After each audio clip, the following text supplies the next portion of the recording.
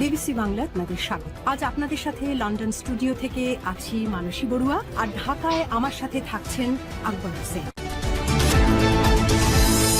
বাংলাদেশের সর্বশেষ গুরুত্বপূর্ণ আপডেট সংবাদে আপনাকে স্বাগত। শুরুতেই সংবাদ শিরোনাম, পরে বিস্তারিত। প্রথমেই জানাবো, সৌরবিদ্যুৎ ছাড়া অটোরিকশায় চার্জ দিলে জরিমানা, করতে হবে নিবন্ধন। ব্যাটারি চালিত রিকশাগুলোকে রেজিস্ট্রেশনের আওতায় আনা হচ্ছে বলে জানিয়েছে স্থানীয় সরকার প্রতিমন্ত্রী মীর শাহ আলম। রেজিস্ট্রেশন পেতে হলে সব রিকশার ব্যাটারি অবশ্যই সৌরবিদ্যুতের মাধ্যমে রিচার্জ করতে হবে বলে জানিয়েছেন তিনি। আর সচিবালয়ে এক অনুষ্ঠানে স্থানীয় সরকার প্রতিমন্ত্রী এসব কথা জানান। তিনি বলেন, সৌরবিদ্যুতের বাইরে অন্য বিদ্যুৎ দিয়ে চার্জ দিলে জরিমানার বিধানও থাকবে, তবে সৌরবিদ্যুৎ দিয়ে চার্জ দিলে তাদেরকে রেজিস্ট্রেশনের আওতায় আনা হবে এবং তাদেরকে রিকশা চালাতে দেয়া হবে। যারা সৌরবিদ্যুৎ ছাড়া এমনি বিদ্যুৎ দিয়ে যারা ব্যবহার করবেন তাদেরকে জরিমানার আওতায় নিয়ে আসা হবে। এরপর জানাবো, যৌন হয়রানির একাডেমিক দুর্নীতি দায়ে রাবি অধ্যাপককে চাকরিচ্যুত। রাজশাহী বিশ্ববিদ্যালয়ের রাবি পরিসংখ্যান বিভাগের অধ্যাপক ড প্রভাস কুমার কর্মকারকে যৌন হয়রানি ও একাডেমিক দুর্নীতির অভিযোগে স্থায়ীভাবে চাকরিচ্যুতি করেছে বিশ্ববিদ্যালয় কর্তৃপক্ষ। আজ বিষয়টি নিশ্চিত করেছে বিশ্ববিদ্যালয় উপাচার্য অধ্যাপক ফরিদুল ইসলাম। এদিকে ময়মনসিংহে লোডশেডিং 10 থেকে 15 ঘণ্টা, বিপাকে ব্যবসায়ীরা। দুপুরে তীব্র গরমের মধ্যে বিদ্যুৎ নেই, সন্ধ্যায় বিদ্যুৎ নেই, রাতেও নেই, সকালেও নেই। তীব্র বিদ্যুতের সংকটে পড়েছে ময়মনসিংহ। সেখানে প্রতিদিন 15 ঘণ্টা পর্যন্ত বিদ্যুতে লোডশেডিং হচ্ছে। আর বর্তমান সরকার কবে বিদ্যুৎ ঠিক করতে পারবে সেটি সম্পর্কেও তারা কিছুই করতে পারেনি। এবারে জানাবো, স্বরাষ্ট্রমন্ত্রী বললেন, বাংলাদেশে আল কায়দা নিয়ে জাতিসংঘের রিপোর্ট আমলে নিচ্ছি না। বাংলাদেশে আল কায়দার তৎপরতা নিয়ে জাতিসংঘের নিরাপত্তা পরিষদের প্রতিবেদনের বিষয়ে স্বরাষ্ট্রমন্ত্রী সালাউদ্দিন আহমেদ বলেছেন যে আমরা এগুলো আমলে নিচ্ছি না, রিপোর্টেও এখনও পড়িনি। আজ সচিবালয় অর্থ মন্ত্রণালয়ের সভাকক্ষে Bangladesh judicial services pay commission 2025-এর প্রতিবেদন পর্যালোচনা ও সুপারিশ প্রণয়ন কমিটির সভা শেষে সাংবাদিকদের প্রশ্নের জবাবে তিনি এমন কথা বলেছেন।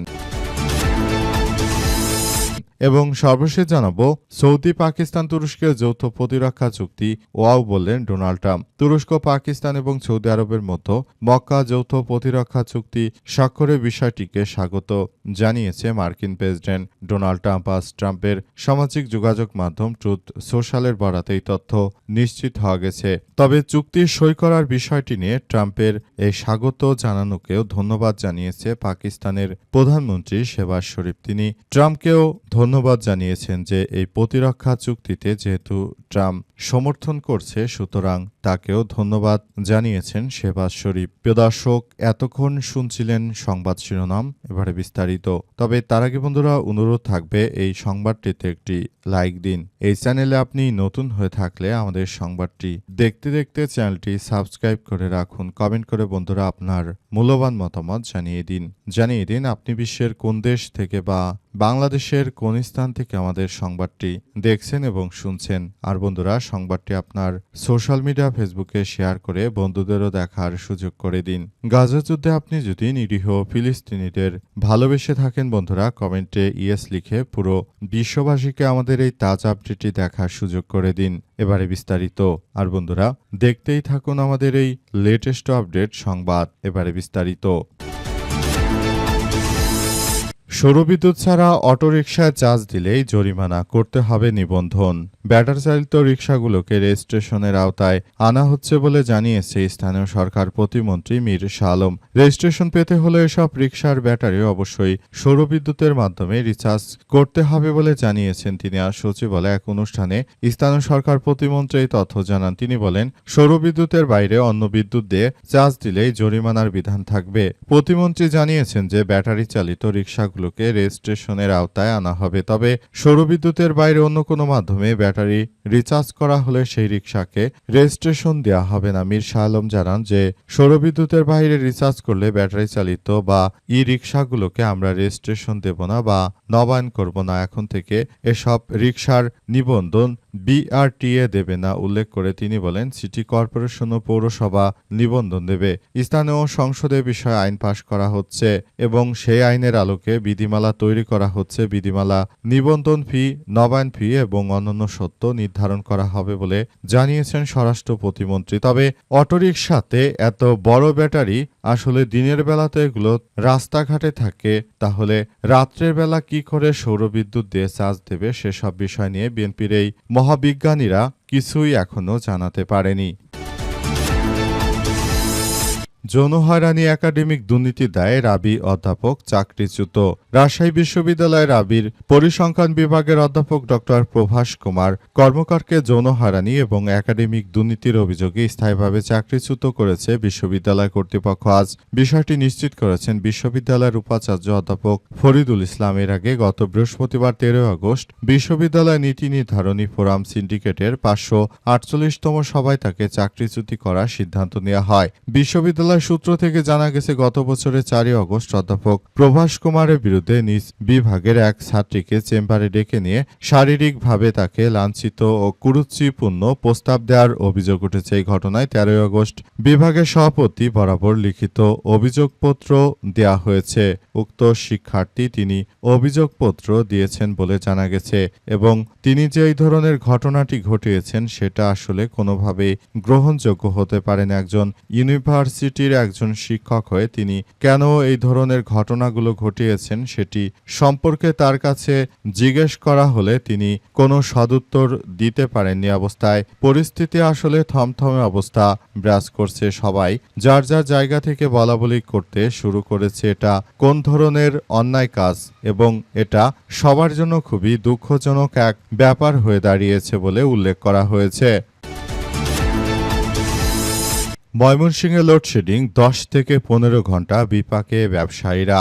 সারা দেশের মতো ময়মনসিংহেও তীব্র লোডশেডিং চলছে। লোডশেডিংয়ের তীব্রতা এতটাই বৃদ্ধি পেয়েছে যে আসলে কোনোভাবেই আর কোনো কিছু করা যাচ্ছে না। অবস্থায় সবাইকে আরও বেশি সতর্ক থাকার জন্য উদাত্ত আহ্বান জানানো হয়েছে। বর্তমান সরকার সারা দেশে এই বিদ্যুৎ সংকট আরও তীব্র বেগে বাড়িয়ে দিয়েছে। বর্তমান সরকার পুরোপুরি ব্যর্থ সরকারে রূপান্তরিত হচ্ছে।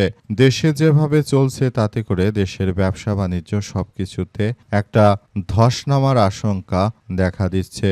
দেশে যদি এভাবে এই ধরনের ঘটনাগুলো ঘটে তাহলে বাংলাদেশটা আরও এক ভয়াবহ বিপর্যয়ের মুখোমুখি হতে চলেছে। আসলে দেশ এই মুহূর্তে খুবই ভয়াবহ বিপর্যয়কর পরিস্থিতির দিকে এগিয়ে যাচ্ছে। দেশে যদি যথাযথভাবে বিদ্যুতের লোডশেডিং এগুলো যদি হতে থাকে তাহলে এক ভয়াবহ বিপর্যয়ের দিকে চলে যাবে দেশ। এমনিতেই রপ্তানি আয়ে বাংলাদেশে ধস নামতে শুরু করেছে। 40% পর্যন্ত বাংলাদেশের উৎপাদন কমে গেছে।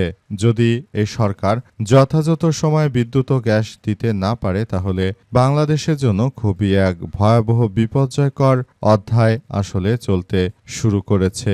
এখান থেকে আর বেরিয়ে আসা মনে হচ্ছে সম্ভব হবে না, কারণ এই সরকার দেশটাকে একটি ভয়াবহ বিপর্যয়ের দিকে ঠেলে দিচ্ছে। স্বরাষ্ট্রমন্ত্রী বলেন, বাংলাদেশে আল কায়দা নিয়ে জাতিসংঘের রিপোর্ট আমলে নিচ্ছি না। বাংলাদেশে আল কায়দার তৎপরতা নিয়ে জাতিসংঘের নিরাপত্তা পরিষদের প্রতিবেদনের বিষয়ে স্বরাষ্ট্রমন্ত্রী সালাউদ্দিন আহমেদ জানিয়েছেন, আমরা এগুলোকে আমলে নিচ্ছি না। জাতিসংঘ থেকে যেটি বলছে বাস্তবতা কিন্তু এর থেকে আসলে অনেক ভালো। তারা আল কায়দার কথা বললেও আমরা বাংলাদেশে কোনো আল কায়দার সম্পৃক্ততা দেখতে পাচ্ছি না। বাংলাদেশে আসলে এই মুহূর্তে যে ধরনের ঘটনাগুলো আমরা প্রতিনিয়ত হতে দেখছি এটি আসলে আমাদের জন্য খুবই এক বিপর্যয়কর পরিস্থিতির সৃষ্টি করতে পারে। তাই এখান থেকে আমাদেরকে বেরিয়ে আসতে হবে। আর জাতিসংঘ যেহেতু আল কায়দার বিষয়গুলো বলছে সেগুলো কি করে আমলে নেব, কারণ এই মুহূর্তে বাংলাদেশে কিন্তু কোনো ধরনের এই কার্যক্রম দেখা যাচ্ছে না কখনোই। আল কায়দারা যেভাবে তারা মানুষ হত্যা করে বাংলাদেশে কই বিভিন্নভাবে জঙ্গি গোষ্ঠী তৎপরতা চালাতে পারে, তবে আল কায়দার সঙ্গে বাংলাদেশের কোনো ধরনের কোনো সম্পৃক্ততা নেই। জাতিসংঘ বিভিন্ন সময় বিভিন্ন বক্তব্য দিতে পারে, সেটি তাদের ব্যাপার। তবে তারা বাংলাদেশে এসে পারলে দেখে যাক এখানে কোনো ধরনের কোনো জঙ্গিদের তৎপরতা আসলে লক্ষ্য করা যাচ্ছে না। এখন দেশে সবকিছু একদম স্বাভাবিক অবস্থায় রয়েছে বলে জানিয়েছেন স্বরাষ্ট্রমন্ত্রী।